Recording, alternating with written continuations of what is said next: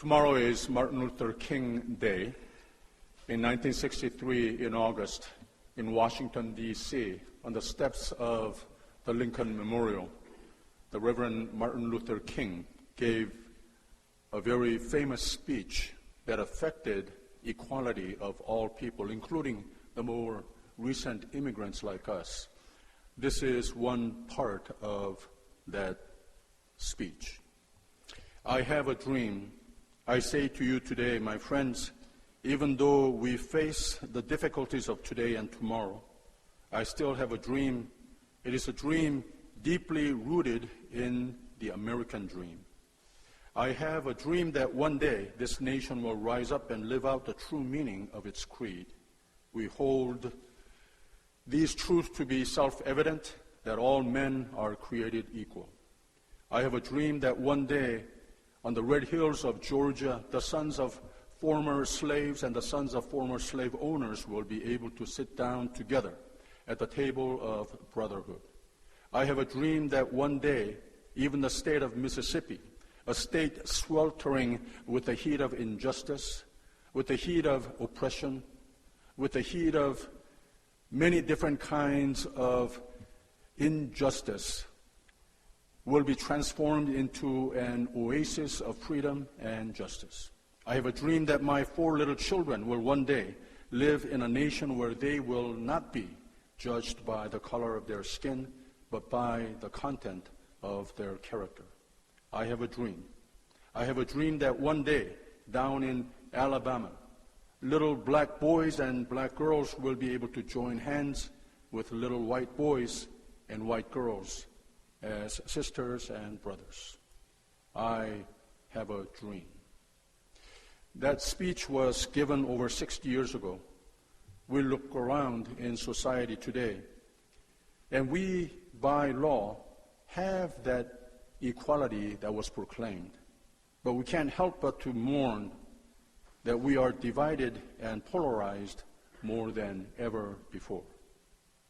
As the new president is being inaugurated tomorrow, we celebrate with hope for peace and harmony as people of God in whom we have been given the responsibility to be a beacon of light of hope.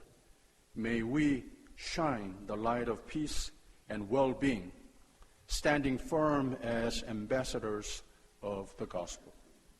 Let us begin the creation and embracing of peace and well-being, even in this generation when there are so many reasons to be sad. May we restore the health and hope of the church that the first church enacts, that was so well demonstrated in our passage today. May we be a church that loves God. May we be a church that loves the truth.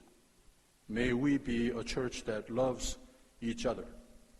And may we be a church that God truly loves to love. 아멘. 한국도 그렇고 미국도 그렇고 날이 갈수록 양극화되어가는 세대에 그러므로 밝아야 하는 세상이 많이 여기저기 어두운 것을 우리는 경험하면서 살고 있습니다.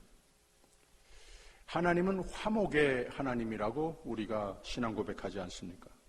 예수 그리스도 안에서 하나님과 화목이 도무지 불가능했었는데 하나님이 사람의 몸을 입고 오셔서 사람의 눈높이로 낮게 오셔서 구원을 받으려면 하나님과 화목하려면 나 있는 레벨까지 올라와야 해 하는 하나님이 아니고 우리가 못하니까 불가능하니까 우리의 눈높이로 내려오신 우리의 부족한 연약한 인간의 모습으로 내려오신 예수 그리스도의 사건을 신학적인 용어로까지 교리적인 용어로까지 쓰여지면서 reconciliation, 화목이라고 그랬습니다. 내일이 마틴 루터 킹 데이인데 화목을 외침의 음성과 그 비전과 영향력을 기념하고 다짐하는 날입니다. 내일은 또 대통령 취임식 날입니다. 화목이 가장 갈급해진 세대에 취임하십니다. 교회가 기도해야 되겠습니다. 미국도 한국도 하나님의 뜻이 반영되는 사회와 또 사회의 리더십이 될 수 있도록 기도해야 하겠습니다. 어제 아침 새벽에는 고린도후서 5장 말씀을 우리가 함께 나눴습니다. 하나님께서 우리에게 예수 그리스도 안에서 화목의 사건을 우리에게 베풀어 주셔서 우리가 오직 믿음으로 나왔을 때에 하나님과 다시 하나님 뜻하시는 바대로 그 사랑을 입고 그 생명을 입고 하나님의 자녀가 된 아이덴티티, 이 특권 대단한 것이라고 그랬습니다. 그러면서 사도 바울은 교회가, 성도가 그 세대에 하나님께서 세우신 목적은 그 세대의 소금과 빛이 되어주는 것, 하나님의 사랑의 등불이 되어주는 것이라고 선포를 했습니다. 그래서 우리는 하나님께서 만들어주신 새 피조물됨을 감사하고 찬양하는 삶이 되어야 되는 건 맞는데, 또 하나님께로 난난이 대단한 특권을 누리고 사는 것 맞는데, 동시에 하나님께서 이 인카네이셔널한 마음으로 사람의 몸으로 세상에 오셨듯이 우리도 많은 사람들이 서로와 나뉘어지는, 이 사탄은 분열의 영이라고 하지 않았습니까?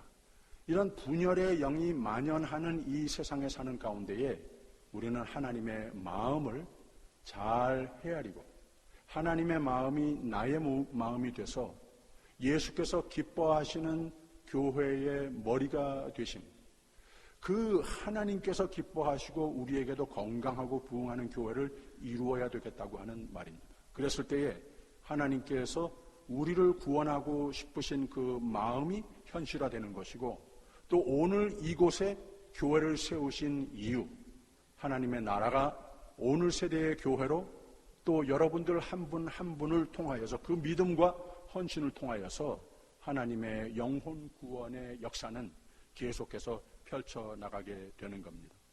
그래서 하나님께서 우리를 새로운 피조물로 만들어 주셨다고 하는 것, 하나님께서 오늘 세대에 하나님 나라, 하나님 사랑, 하나님의 구원의 손길, 우리를 통해서 계속해서 팽창해 가신다고 하는 것을 감사로 받고 새로운 헌신과 충성의 마음으로서 교회를 이루어야 하는 겁니다. 이 화목이라고 하는 단어가 그 짧은 고린도 후서 5장과 6장 첫부분에 4번이나 반복하는 것을 알 수가 있습니다. 그리스도의 사랑이 우리를 강권하시는도다. 우리가 생각한데 한 사람이 모든 사람을 대신하여 죽었은즉 모든 사람이 죽은 것이라. 산자들로 하여금 다시는 저희 자신을 위하여 살지 않고 다시 사신 자를 위하여 살게 하셨습니다. 라고 그랬어요. 이게 보라 새 것이 되었도다 선포하셨다고 하는 겁니다. 모든 것이 하나님께로 났나니 저희가 그리스도로 말미암아 우리를 자기와 화목하게 하시고 또 우리에게 화목하게 하는 직책을 주셨으니 라고 선포했습니다. 그래서 믿는 사람이 교회에서 또 어디서나 가장 우선적이고 능력을 발휘하여야 하는 기능은 화목의 삶입니다. 다른 건 잘 못해도 피스메이커로 사는 사람 하나님께서 기뻐하십니다. 이 크리스찬이라고 하는 말이 예수를 닮은 자들이다라고 하는 뜻을 가지고 있다고 하지 않았습니까? 예수님께서 퍼블릭 설교를 제일 처음 하셨을 때에 여러 가지 이게 복된 삶이다 쭉 설교를 서론적으로 하셨어요. 그런데 그 중에 가장 복된 삶이 화평케 하는 자가 복되도다라고 그랬습니다. 이걸 하나님께서 어떻게 축복하시는가? 내 아들과 똑같이 닮은 아들이라 일컬으시겠다고 그랬습니다. 이게 가장 영광이 되고 가장 특권이 되고 우리에게 참으로 승리의 삶이 된다고 하는 겁니다. 하나님은 피스메이커이시고 우리로 하여금 어느 세대에 교회를 세워주신 그 이유는 그 뒤에 피스메이커가 되어달라고 부탁하시는 하나님의 마음을 헤아릴 줄 알아야 한다고 하는 겁니다. 오늘 사회에 특별히 하나님께서 향하신 마음이시고 오늘 교회에 하나님의 마우스피스가 좀 되어달라고 부탁하시는 말씀입니다. 화목, 화평케 하는 자는 하나님의 아들이라 일컬으신다고 했습니다. 근데 말로 하는 것이 아니고 교회가 본을 보여주어야 한다라고 그랬습니다. 하나님이 예수 안에서 우리와 화목을 다시 회복하시기 위해 베푸신 사랑, 희생, 놀라운 은혜 감사해야 합니다. 그리고 이 놀라운 은혜가 허사로 돌아가지 않도록 그 은혜에 합당한 삶을 최선으로 노력하는 우리가 돼야 한다고 이렇게 말했습니다. 우리가 하나님과 함께 일하는 자로서 너희를 권하노니 하나님의 은혜를 헛되이 받지 말라라고 그랬습니다.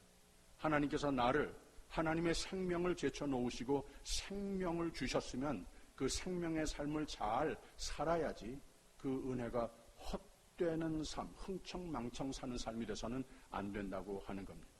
그리고 후자에 하나님께서 우리를 은혜로 생명 주신 이유, 이것도 깨달으라고 하는 겁니다. 이것도 하나님의 은혜가 헛되이 받는 삶이 되지 말라고 하는 겁니다. 그 은혜의 공구가 되어다오. 이 생명의 복음의 전령의 삶을 잘 살아다오라고 부탁도 하신다고 하는 겁니다. 이렇게 교회가 말 아래 감춰둔 등불과 같지 않고 등경 위에 놓여 있어서 어두운 세상을 밝혀주는 화평의 등대 역할을 해줄 때 비로소 교회는 하나님 기뻐 머리가 되시는 교회가 될 수 있는 겁니다. 그러면 교회가 양극화되며 어둠이 덮고 있는 사회를 밝혀주려면 교회가 교회 안에 먼저 믿음, 소망, 사랑의 평화의 빛으로 환히 밝혀져 있어야 하지 않겠냐고 하는 거죠. 그래서 바로 초대교회가 그런 빛의 교회가 돼서 빛을 발하는 교회가 됐습니다. 오늘은 그 빛이 무엇인가 말씀을 통해서 묵상해 보도록 합니다. 오늘 말씀의 제일 처음에 41절에 주신 말씀이 그 말을 받은 사람들을 세례를 받으며 그날의 제자의 수가 3,000이나 더 하더라라고 그랬습니다. 교회가 어두운 세상에 빛이 되어 주셨으니까 모여들지 않겠냐고 하는 거죠. 또 47절에 보면 하나님을 찬미하며 또 온 백성에게 칭송을 받으니 주께서 구원받는 사람을 날마다 더하게 하시니라. 찬송이 절로 흘러나오는 기쁨과 확신이 거기에 있더라고 하는 겁니다. 이게 초대교회의 모습이었습니다. 부흥황하는 교회가 됐습니다. 또 43절의 말씀을 보면 사람마다 두려워하는데, 즉 이 reverence, 좀 성례적인 마음으로 준비하여 접근하는 곳이 교회가 돼야 하는 것이다. 기사와 표적이 많이 나타나니 사람이 변하고 병이 낫고 절망과 염려가 다 달아나고 참 평화가 그곳을 지배하는 세상에서 볼 수 없는 기적이 여기저기서 막 나타나더라고 하는 말입니다. 구원의 역사가 막 나타나더라고 하는 말입니다. 왜 그랬는가? 초대교회가 이렇게 기적을 보고 부흥, 구원의 역사가 있음은 몇 가지 분명한 이유가 있었습니다.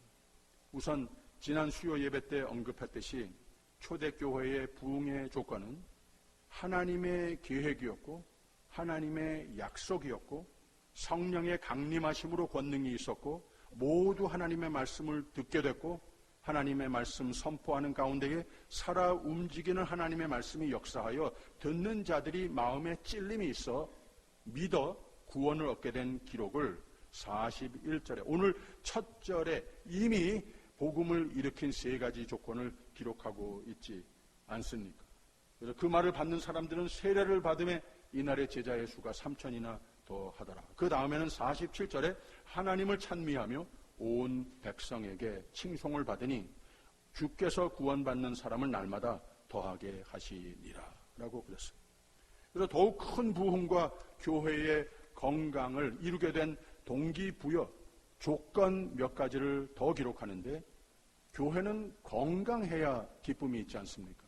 교회는 부흥해야 우리에게 보람이 있고 기쁨이 있지 않습니까? 그래서 오늘 예배 드리는 가운데에 신년을 아직 시작하면서 지금까지 하나님 축복하신 부흥, 건강을 주신 것 감사하면서 이제 이후로 하나님 이루실 부흥과 교회의 건강의 조건들을 배우며 새로운 다짐이 있기를 바랍니다. 첫째, 교회가 바로 서고 건강하고 세상에 빛이 돼서 부흥하려면 하나님께서 세우시는 영적 리더십이 건강해야 됩니다. 건강한 영적 리더가 요구됩니다. 제가 목살에서 죄송합니다마는 영적 리더십이 잘 세워져야 합니다. 그래서 감히 제가 여러분들께 부탁을 드립니다. 늘 나오실 때 기도 제목 많이 안고 나오시지만 저를 위해서 기도 잊지 말아 주시기를 부탁드립니다. 저 위해서 기도 많이 해주세요. 그래야 사도의 가르침을 받아라고 하지 않았습니까?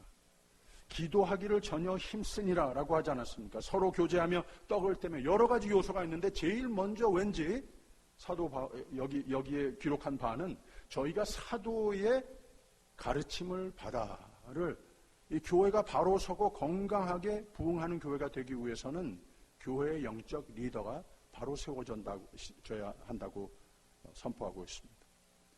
목회자에게 두려움이 있는데 교회의 올바른 하나님의 진리를 반영하는 목회를 개발해야 하는 책임이 있습니다. 엄청난 책임입니다.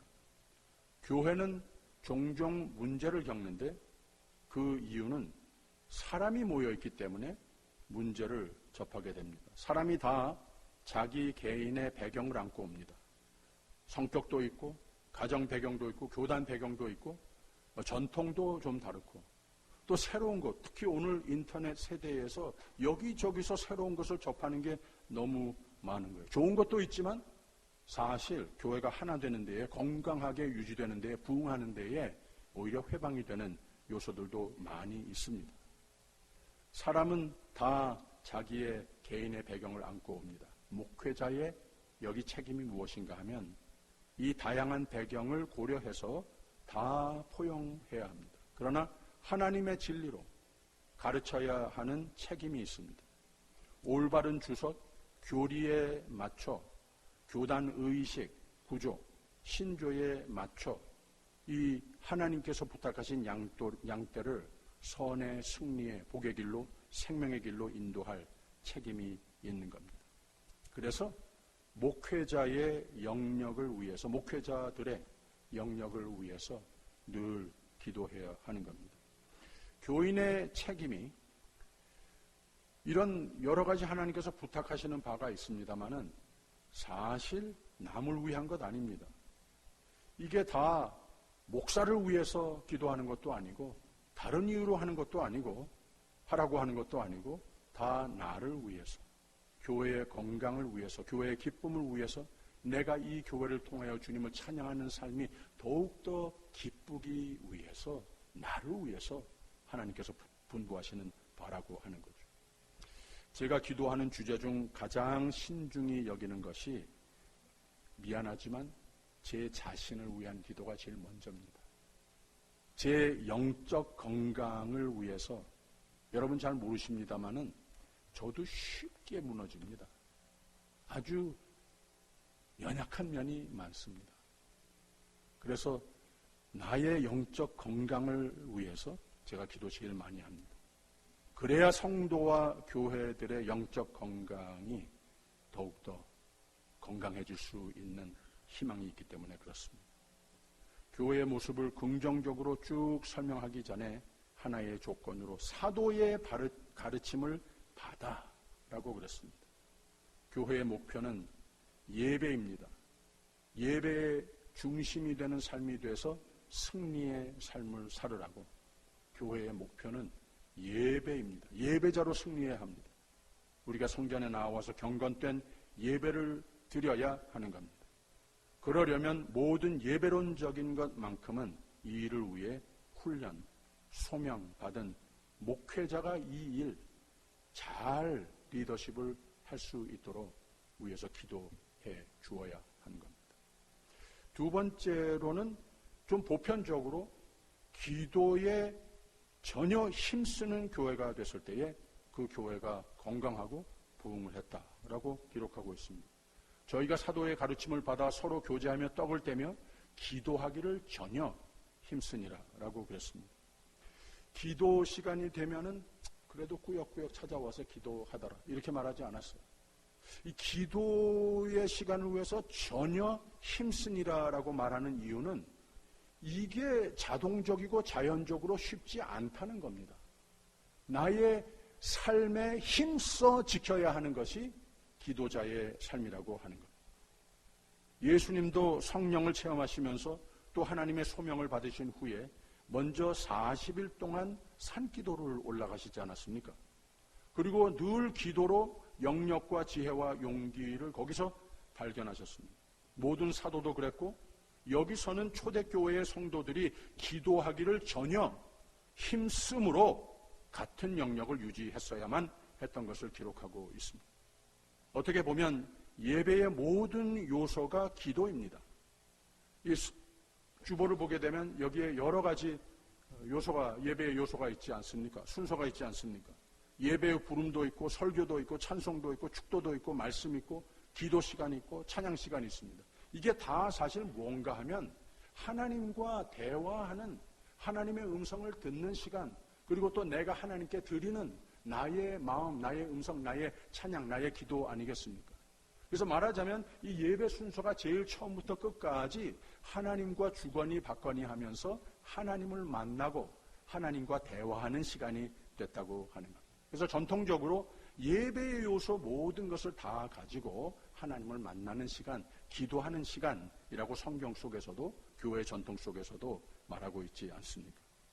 그래서 예배의 처음부터 나중까지, 그래서 우리가 전혀 기도 힘쓰는 삶이 됐을 때에 하나님께서 우리를 그만큼 더 희망으로 채워주시고 믿음이 차곡차곡 건강하게 쌓여지고 하나님께서 나의 육신의 눈으로 보이지는 않지만 항상 내 곁에 내 편에 계심을 확신하며 승리하며 살 수 있게 된다고 하는 겁니다.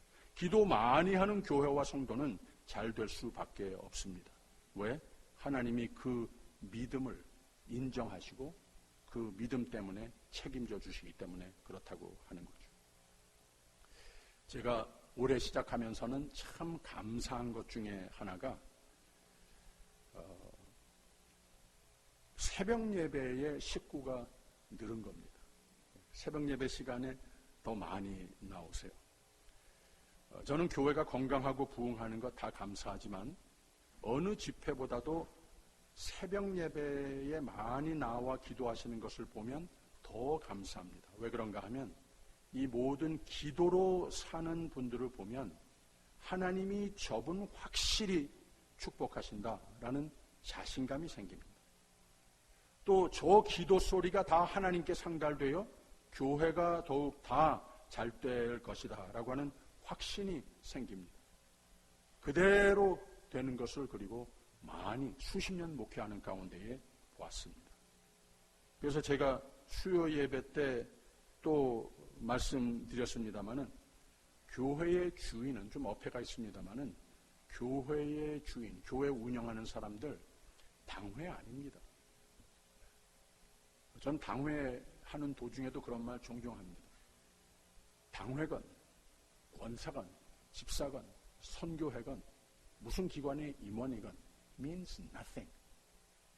기도하는 사람이 교회 운영하는 사람입니다. 기도하는 사람에게 하나님께서 교회 운영권 맡기십니다. 기도하는 사람을 하나님께서 믿고 더욱 축복하여 교회를 책임지도록 해 주신다고 하는 겁니다. 그 사람들이, 기도하는 사람들이, 예배로 승리하는 사람들이 교회의 주인인 것을 믿으시기를 바랍니다. 근데 이 모든 것을 어떻게, 어디서 해야 되겠는가? 세 번째, 건강하고 기쁘고 부흥했던 교회의 모습은 한 마음, 한 몸 의식이 있었습니다. 그리고 성전에 다 함께 있었다고 그랬습니다. 44절 보세요. 믿는 사람이 다 함께 있어 모든 물건을 서로 통용하고 또 날마다 마음을 같이하여 성전에 모이기를 힘쓰고 집에서 떡을 떼며 기쁨과 순전한 마음으로 음식을 먹고 라고 그랬습니다. 초대교회는 아마 매일 예배를 드렸나 봅니다. 성전에서 예배를 드리면 그곳에서 하나님이 역사하시는 것을 모두가 함께 체험하기 때문에 그렇게 된다는 거죠. 어제 구역 예배를 갔는데 누가 저한테 질문을 했어요. 오늘 선교하기가, 전도하기가 가장 어려운 나라가 어느 나라일까요? 라고 질문을 했어요. 그래서 이 사람 저 사람, 일본, 북한, 이슬람 국가들 여러 가지로 얘기를 했어요.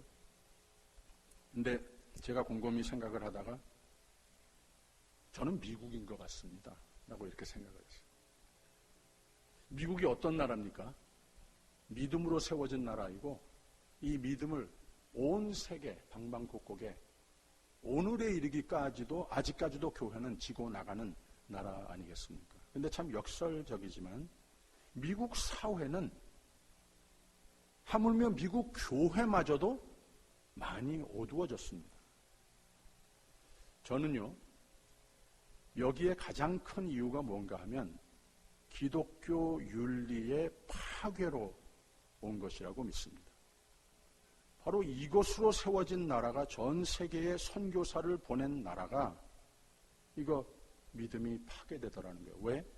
이 사회학자들이 말하는 industrialization, 이 산업 시대, 그리고 오늘에 이르기까지 이 인터넷 세계, 이게 다 그 뒤에 사람들에게 뭘 주입시키는가 하면은 You don't need community. 너 혼자 잘 살 수 있어. 이 개인주의 문화가 계속해서 만연돼 있다고 하는 거예요. 그래서 가정 문화도 파괴되고 하물며 교회 문화도 파괴됩니다. 여러분 시간 되시면 한번 저 다운타운 LA의 큰 가장 대표적인 1000명 이상 석 이 고틱 형으로 만든 교회들 한번 주일 아침에 참석해 보십시오. 거기에 1000석이 넘는 예배당인데 한 20, 30명, 40명 그 정도 앉아서 예배를 드리고 있습니다. 그 예배 하나님께서 물론 기뻐 받아주시겠습니다만은 이 인디비주얼라이제이션이 개인 위주가 만연하는 세상이 되다 보니까 점점 약해질 수밖에 없어요. 건강? No. 기쁨? No. 없어요. 부흥? No way. 저 동부의 뉴잉글랜드 스테이트 가게 되면 또 유럽에 가게 되면은 이런 멋진 교회들이 그냥 가 앉아만 있어도 은혜가 저절로 넘치는 이런 건물들을 잘 세우는 그 올겐 소리를 들으면은 와 정말 천사들의 소리 같은 소리가 들려요. 그런데 그 건물들이 벌써 세상에 여러 가지 비즈니스로 팔려가기도 하고 말이죠. 이런 세상이 돼가고 있습니다. 모이기를 힘쓰는 데에 소홀히 여기기 시작하니까 세대가 흘러가면서 그렇게 되더라는 거예요.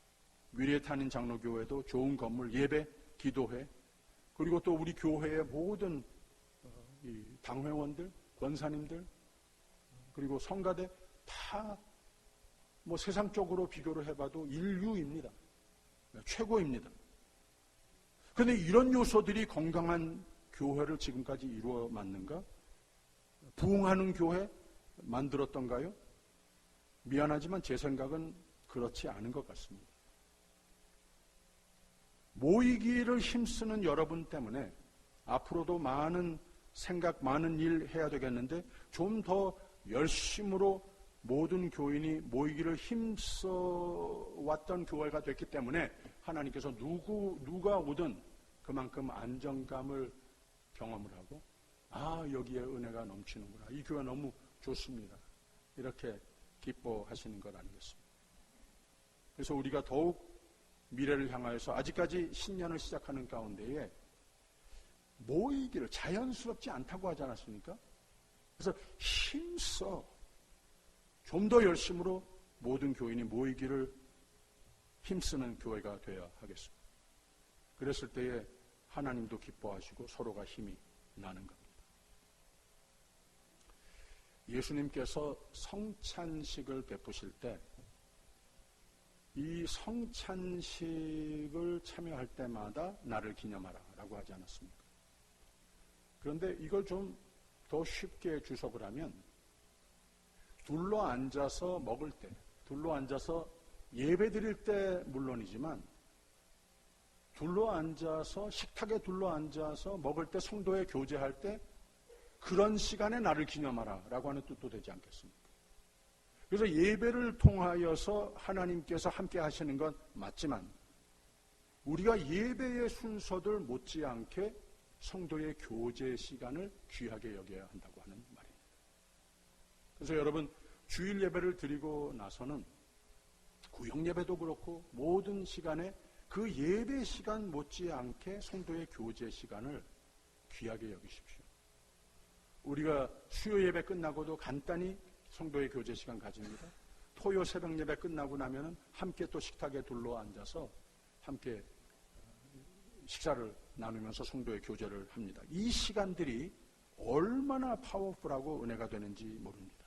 이거 중요시 생각하지 않게 되면은 그만큼 한 몸 의식, 한 식구 의식 우리가 가지기 참 힘들어진다고 하는 겁니다. 그랬다가도 이게 좀 뜸해지게 되면은 점점 멀어지게 된다고 하는 겁니다.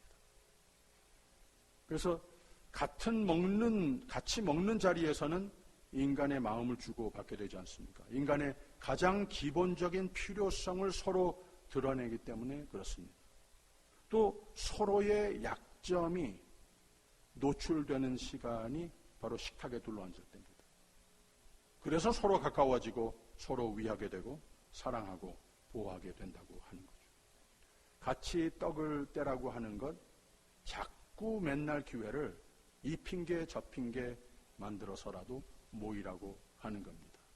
그래서 이 말씀을 보게 되면 날마다 마음을 같이하여 성전에 모이기를 힘쓰고 그 다음에는 집에서 떡을 떼며 기쁨과 순전의 마음으로 음식을 먹고라고 그랬습니다.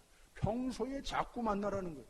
자꾸 이런 이유 저런 이유를 만들어서 모이면 그만큼 우리 모두가 각각 이 세상을 이기는 귀한 믿음으로 더욱더 강건하게 된다고 하는 거죠. 초대교회의 모습입니다.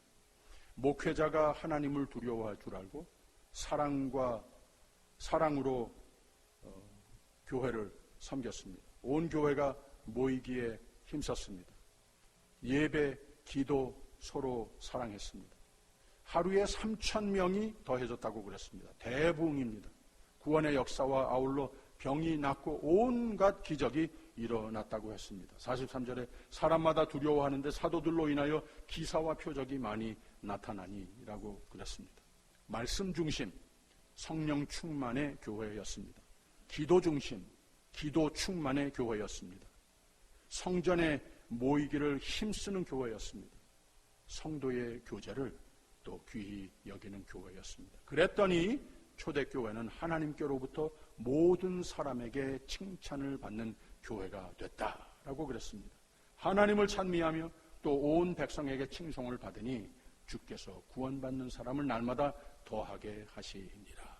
이게 가장 중요하다고 하는 말입니다. 교회가 어두운 세상에 하나님의 빛, 천국의 빛, 사랑의 빛, 평화의 빛을 발하더라고 하는 말입니다. 이걸 보고 세상 사람들이 이걸 보고 나도 저기 좀 가봐야 되겠다 라면서 오더라고 하는 말입니다. 일본 사람들이 왜 잘 전도가 안 되는가 하면 교인이 다가가서 예수를 믿으십시오. 교회 우리 같이 나가십시다. 하나님 말씀대로 살아보세요. 너무 좋습니다. 전도를 안 되는 거예요.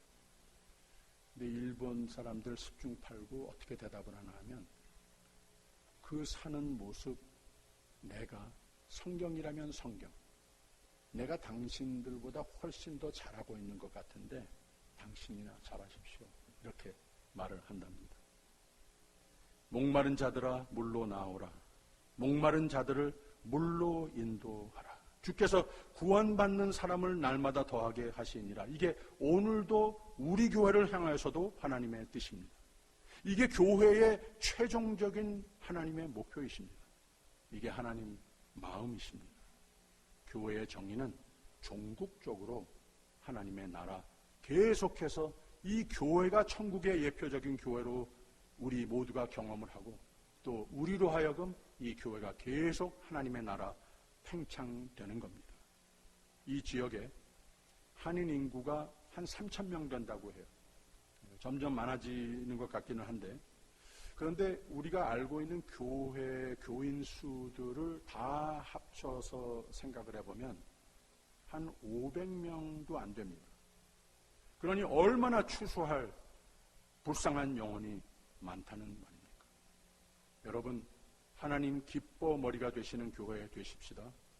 하나님 말씀이 흥왕하여 성령으로 믿음과 소망과 사랑으로 충만한 교회 되십시다.